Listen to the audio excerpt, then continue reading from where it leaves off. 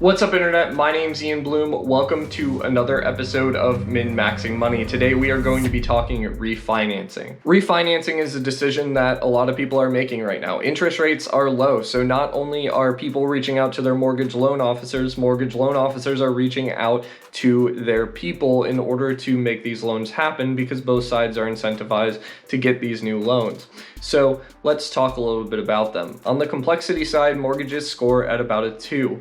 They seem really simple up front in that there's an interest rate and a payment, and that is kind of true, but all loans are a little bit more complex than that, which is why I gave them a 2. You want to make sure that you are considering not only the payment and the interest rate, but also the structure and duration of the loan and the total cost that the loan will have over the life of it.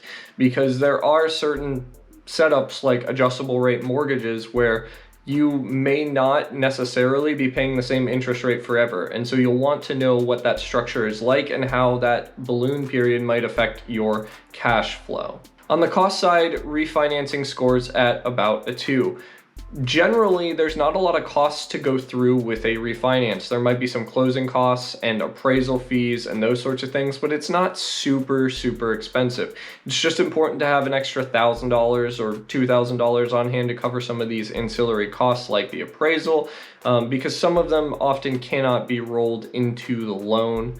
So you want to make sure that those are covered. On the time side, mortgages score at about a 3. Getting a mortgage refinance does take a bit of time. There's often paperwork involved, as I mentioned before, the appraisal, and some other things that the bank will have to deal with in order to make this process happen for you. So it's often one of those hurry up and wait things where they put a lot of incentive and pressure on you in order to get documents to them immediately, and then you're waiting for weeks or maybe even a month in order to figure out whether you were approved and can move forward with the loan and what your interest rate is.